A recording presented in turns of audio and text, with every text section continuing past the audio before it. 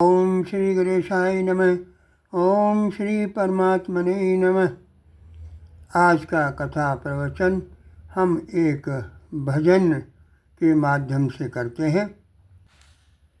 ओंकार मंगलम शिव मंगलम सोमवार मंगलम हरि मंगलम हरि नाम मंगलम हरि मंगलम हरि नाम मंगलम राम मंगलम राम नाम मंगलम ओम मंगलम ओंकार मंगलम शिव मंगलम सोमवार मंगलम गौरी मंगलम गणेशाय मंगलम गौरी मंगलम गणेशाय मंगलम देव मंगलम महादेव मंगलम ओम मंगलम ओंकार मंगलम शिव मंगलम सोमवार मंगलम पृथ्वी मंगलम आकाश मंगलम पृथ्वी मंगलम आकाश मंगलम काशी मंगलम कैलाश मंगलम ओम मंगलम ओंकार मंगलम शिव मंगलम सोमवार मंगलम शिव मंगलम सोमवार मंगलम। देखिए सज्जनों, पिछले बार की कथा प्रवचन में यह बताया गया था कि प्रभु के अवतार लेने का मुख्य कारण यह होता है कि जब जब धर्म की हानि होती है तथा राक्षस बढ़ जाते हैं और वे जन साधारण को कष्ट पहुंचाते हैं, तो प्रभु विभिन्न शरीर के माध्यम से अवतार लेकर राक्षसों का संहार करते हैं तथा धर्म की स्थापना करते हैं। इसके अतिरिक्त भी कई अन्य कारण प्रभु के अवतार लेने के होते हैं। इनमें से कुछ का वर्णन हम यहाँ करते हैं। एक बार श्री हरि के जय और विजय नाम के दो द्वारपाल हुए। वहाँ पर एक बार सनकादिक ऋषि आए, हरि से मिलने आए, तो द्वारपालों ने उनका अनादर किया तो मुनियों ने उन्हें श्राप दे दिया, जिसके फलस्वरूप उन दोनों ने अगले जन्म में हिरण्याकश्यप और हिरण्याक्ष के रूप में तामसी शरीर पाया। वे दोनों अत्यंत बलशाली हुए और इंद्रदेव के गर्व को भी चूर करने वाले हुए। इनमें से हिरण्याक्ष को श्री हरि ने वराह रूप का अवतार लेकर तथा हिरण्याक्ष कश्यप को नरसिंह रूप का अवतार लेकर मारा और भक्त प्रहलाद का यश फैलाया। यह कथा भागवत में विस्तृत रूप से आती है। क्योंकि मुनियों का श्राप 3 जन्मों के लिए था, अतः एक बार पुनः वे रावण और कुंभकर्ण हुए और उनके कल्याण के लिए श्री हरि ने राम के रूप में अवतार लिया। एक बार नारद जी ने ही श्री हरि को श्राप दे डाला। यह सुनकर पार्वती जी आश्चर्य से बोली, नारद जी तो स्वयं विष्णु भक्त हैं और ज्ञानी भी हैं, फिर उन्होंने कैसे श्राप दिया? यह महादेव जी ने हंसकर उत्तर दिया, होनहार बस सब कुछ संभव है जो हरि इच्छा से ही होता है। मैं विस्तार से अब ये प्रसंग सुनाता हूँ, जो रोचक भी है और शिक्षाप्रद भी है।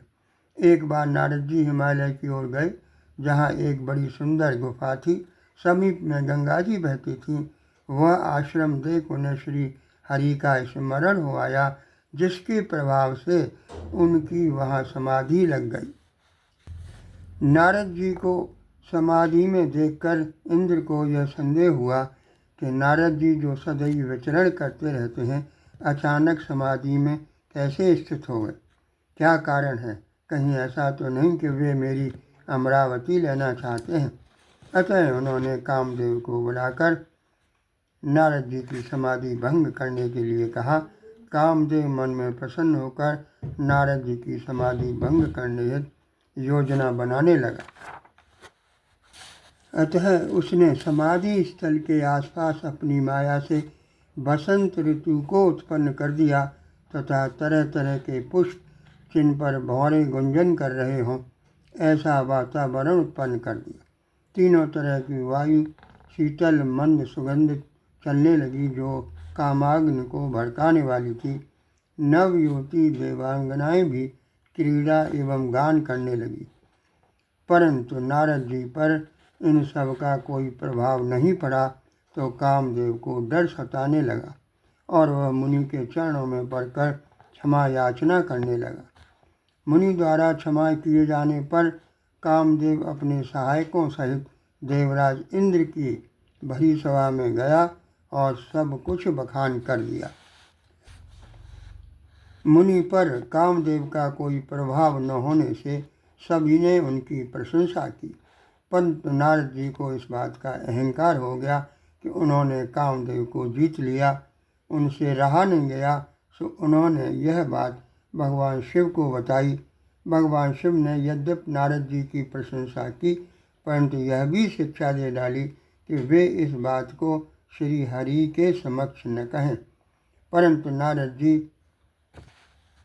अपनी इस उपलब्धि को पचा नहीं पा रहे थे, सो श्री हरि को सुनाने के लिए चल दिए।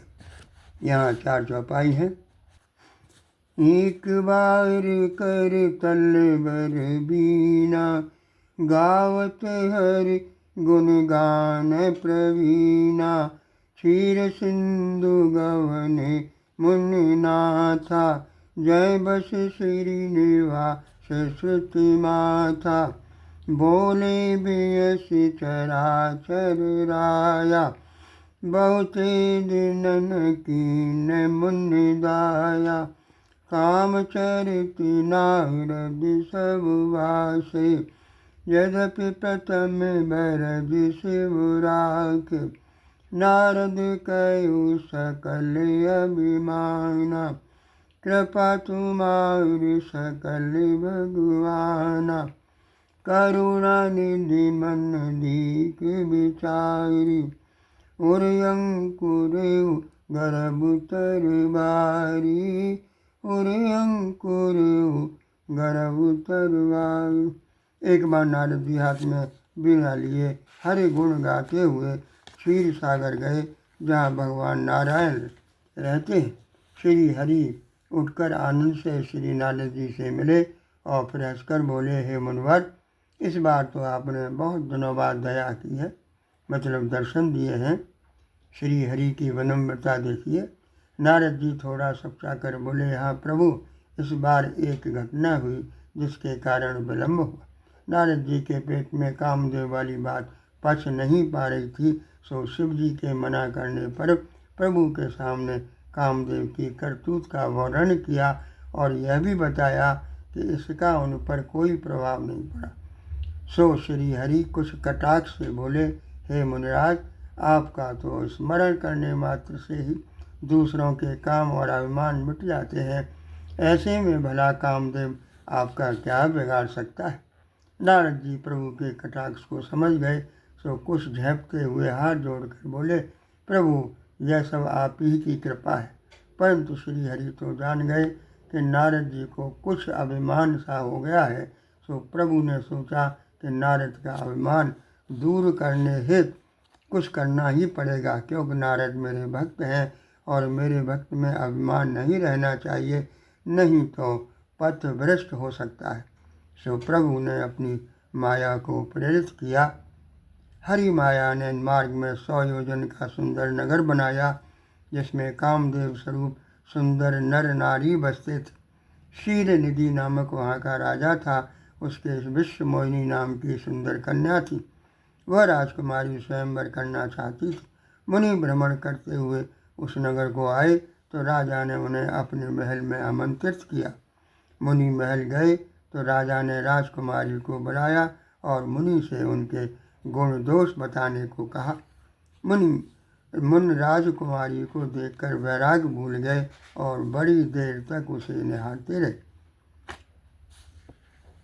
मुनि ने विश्व मोहिनी के लक्षणों को देखा तो अपने आप को भूल कर उस पर मोहित हो गए, क्योंकि लक्षण ही कुछ ऐसे थे। जो एह बरय अमर सोई होई, समर भूमि ते जीत न कोई, सेवहि सकल चराचर ताहि, वरय शील निध कन्या जाहि। जो इसे ब्याहेगा वो अमर हो जाएगा और रणभूमि में उसे कोई जीत नहीं सकेगा। सब चर अचर जीव उसकी सेवा करेंगे। नारद जी ने राजा को केवल इतना ही कहा कि हे राजन, तुम्हारी पुत्री अति सुलक्षणा है। इतना कहकर नारद जी वहाँ से चल दिए, परंतु नारद जी मन ही मन सोचने लगे कि मुझे यह उपाय करना चाहिए जिससे यह कन्या मुझे ही वर ले। जप तप से तो कुछ होगा नहीं, इस समय तो मेरा ऐसा सुंदर और विशाल रूप होना चाहिए जिससे यह राजकुमारी मेरे रूप पर रीझ कर स्वयंवर में मुझको ही वर ले। पर ऐसा सुंदर रूप तो श्री हरि के अतिरिक्त और किसी के पास नहीं, अतः क्यों न श्री हरि से ही प्रार्थना की जाए। सो नारद जी प्रभु का ध्यान करने लगे।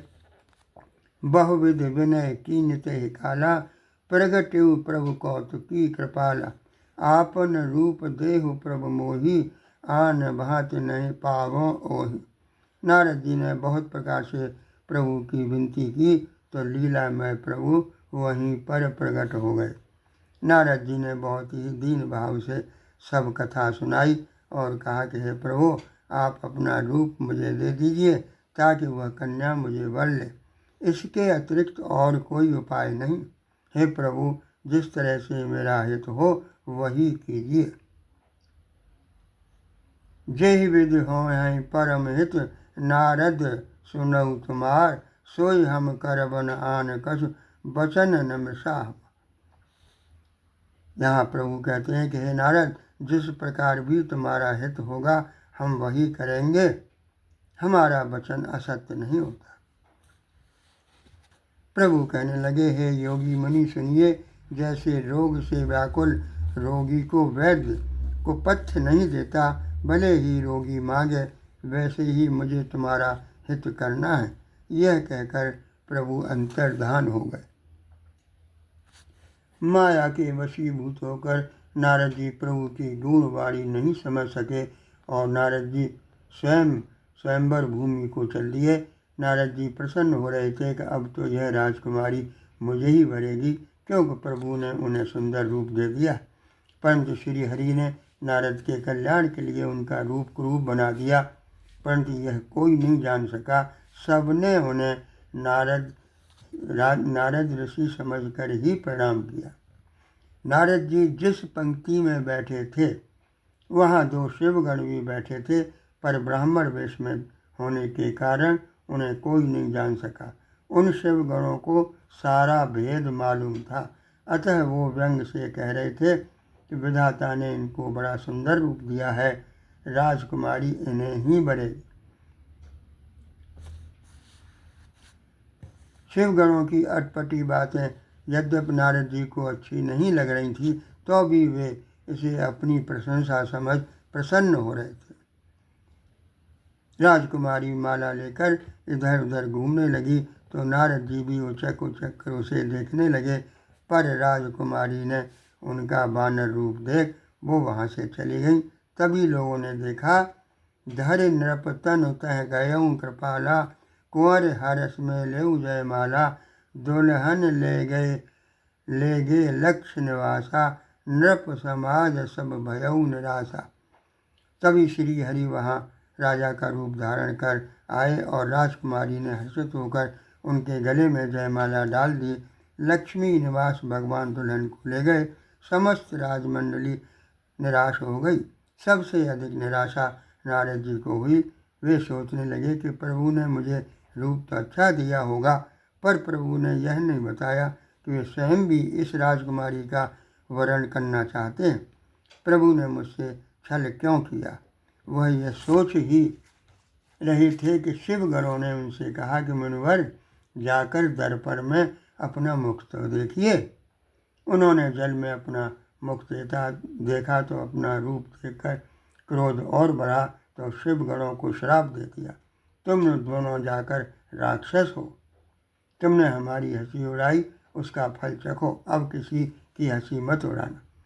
पुनः मुनि ने जल में झांका तो रूप सामान्य हो गया, परंतु अपनी कामना पूर्ण न होने के कारण उन्हें अत्यंत क्रोध आ रहा था।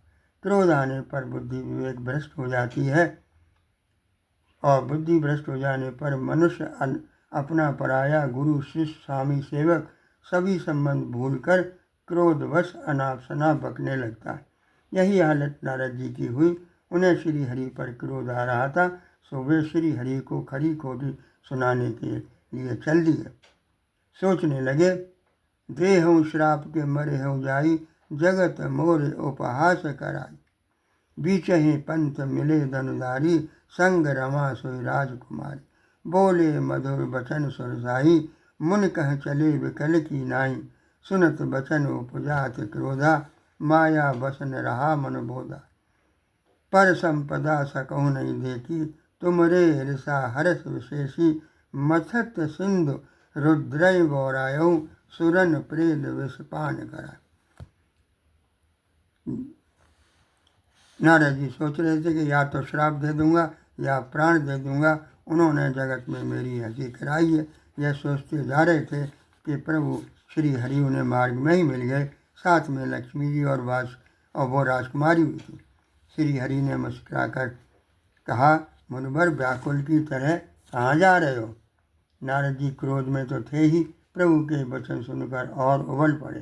कहने लगे, तुम दूसरों की संपदा को देख नहीं सकते हो, तुम्हारे ईर्ष्या और कपट बहुत। समुद्र मंथन के समय तुमने शिव जी को बावला बना दिया और देवताओं को प्रेरित कर उन्हें विषपान करा दिया। असुरों को मदिरा और शिव जी को विष देकर तुमने स्वयं लक्ष्मी और सुंदर कौस्तुभ मणि ले ली। तुम बड़े धोखेबाज हो, मतलबी हो, सदा कपट का व्यवहार करते हो। क्योंकि यहाँ 4 चौपाई है। परम स्वतंत्र न सिर पर कोई, भावई मनई करऊं तुम सोई। भले मंद मंदेउ बल करऊं, विस्मय हर्ष न प्रिय कछु धरऊं। करम शुभाशुभ तुमहिन बाधा, अब लगी तुमहिन काऊ सादा। पंचेउ मोई जब नन धरि दिया, सोई तनु धरय चाप मम हिया। कपयाकृति तुम कीन हमारी, करियहि कीश सहाय तुम्हारी। मम अपकार कीन तुम भारी, नारी विरह तुम हो दुखारी। नारी विरह तुम हो दुखारी। नारद जी कहने लगे, तुम परम स्वतंत्र हो, सिर पर तो कोई है नहीं। जब जो मन भाता है वही करते हो, भले को बुरा और बुरे को भला कर देते हो। हृदय में हर्ष विषाद कुछ भी नहीं लाते। सबको ठग ठग कर परख गए हो, निडर हो गए हो। शुभ अशुभ कर्म तुम्हें बाधा नहीं देते। अब तक तुमको किसी ने ठीक नहीं किया था, अब मेरे जैसे जबरदस्त आदमी से छेड़ाखानी की है तो किए का फल अवश्य पाओगे। यानी मैं तुम्हें बख्शने वाला नहीं हूँ।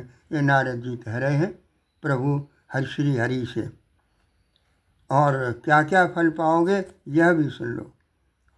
जिस शरीर को धारण कर मुझे ठगा है, तुम वही शरीर धारण करोगे, यानी राजा का शरीर धारण करोगे। ये मेरा पहला श्राप। तुमने हमारा रूप बंदर का सा बना दिया, अतः बंदर ही तुम्हारी सहायता करेंगे। ये मेरा दूसरा श्राप है। जिस स्त्री को मैं चाहता था, यानी विश्व मोहिनी को, उससे वियोग कराकर तुमने मेरा बड़ा अपकार किया है। इससे तुम भी स्त्री के वियोग में दुखी होगे। ये मेरा तीसरा श्राप है।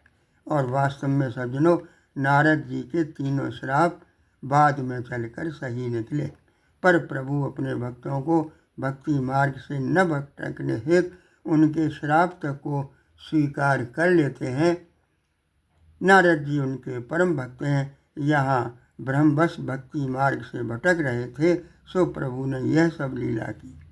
श्राप शीश धर हर सहिय प्रभु बहु विनती कीन, निज माया के प्रबलता करस कृपा निधि लीन।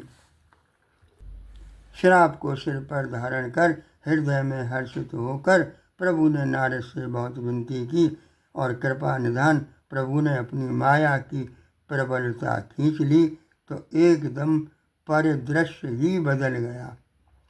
तब वहाँ न लक्ष्मी जी थी न राजकुमारी। तब मुनि ने भयभीत होकर प्रभु के चरण पकड़ लिए और कहा कि हे प्रभु, मेरा शाप मिथ्या हो जाए, मेरी रक्षा कीजिए। मैंने आपको अत्यंत खोटे वचन कहे हैं, मेरे पाप कैसे मिटेंगे। तब प्रभु ने कहा, हे नारद, यह सब मेरी इच्छा से ही हुआ है। अब तुम एक काम करो कि जप जाई शंकर सतनामा, जय तुरत विश्रामा। कोई नहीं शिव समान प्रिय मोरे, अस परती धन भोरे। देहि पर कृपा न करहि पुरारी, सो न पाव मुन भगत हमारी। अस उर धर महि चरऊ जाई, अवन तुम माया नियराई। अवन तुम माया नियराई। अब हे नारद, तुम जाकर शंकर जी के सतनाम का जाप करो, इससे हृदय में तुरंत शांति मिलेगी। शिव जी के समान मुझे कोई प्रिय नहीं है, इस विश्वास को भूल कर भी नहीं छोड़ना। शिव जी जिस पर कृपा नहीं करते हैं वह मेरी भक्ति नहीं पाता है। हृदय में ऐसा विचार रखकर पृथ्वी पर विचरो, मेरी माया अब तुम्हें नहीं व्यापेगी। बहुविधि मुनि प्रबोधि प्रभु, तब भय अंतर्धान। सत्यलोक नारद चले, करत राम गुणगान। बहुत प्रकार से मुनि को समझाकर प्रभु अंतर्धान हो गए। तब नारद जी भी श्री राम जी के गुणगान करते हुए ब्रह्मलोक को जाने लगे। तभी शिव गणों ने भयभीत होकर कहा, हे मुनिराज, हम ब्राह्मण नहीं हैं, शिवगण हैं, हमसे अपराध हुआ है, सो हमने फल पा लिया। अब हे मुनिवर, अपना श्राप दूर कीजिए। तब मुनि बोले, यद्यपि तुम राक्षस बनोगे, परंतु तुम्हें ऐश्वर्य और बल की प्राप्ति हुई, तुम विश्व को जीतोगे। तब भगवान विष्णु मनुष्य का शरीर धारण करेंगे और उनके हाथों तुम्हारी मृत्यु होगी, जिससे तुम्हारी मुक्ति हो जाएगी। मुनि को सिर नवाकर वे चले गए। प्रभु ने एक कल्प में इसी कारण नर रूप में अवतार लिया था। एहि विधि जन्म करम हर केरे, सुंदर सुखद विचित्र घनेरे। कल्प कल्प प्रभु अवतरहि, चारु चरित नाना विधि करे। इस प्रकार भगवान के अनेक सुंदर सुखद और अलौकिक जन्म और कर्म हैं। प्रत्येक कल्प में जब जब प्रभु अवतार लेते हैं तो नाना प्रकार की सुंदर लीलाएं करते हैं। हरि अनंत हरि कथा अनंता, कहे सुनई बहुविधि सब संता। रामचंद्र के चरित सुहाए, कल्प कोटि लग जाइन गाए। यह प्रसंग में कहा भवानी, हरि माया मोहि मुनि ज्ञानी। प्रभु कौतुकी प्रणति हितकारी, सेवत सुलभ सकल दुख आरी। श्री हरि अनंत हैं और उनकी कथा भी अनंत है। सब संत लोग उसे बहुत प्रकार से कहते और सुनते हैं। श्री रामचंद्र जी के सुंदर चरित्र करोड़ कल्प में भी नहीं गाए जा सकते। शिव जी कहते हैं, हे पार्वती, मैंने यह प्रसंग इस हेतु कहा कि ज्ञानी मुनि भी भगवान की माया से मोहित हो जाते हैं। प्रभु लीलामय हैं, शरणागत का हित करने वाले हैं, वे सेवा करने में सुलभ और दुखों को हरने वाले हैं। देवता, मनुष्य और मुनियों में कोई ऐसा नहीं है जिसे प्रभु की माया मोहित न कर दे। उसके निवारण हेतु प्रभु का भजन करना चाहिए। प्रभु के अन्य अवतारों का वर्णन हम आगामी प्रवचन में करेंगे। यहाँ हम कथा को विराम देते हैं। जय श्री राम।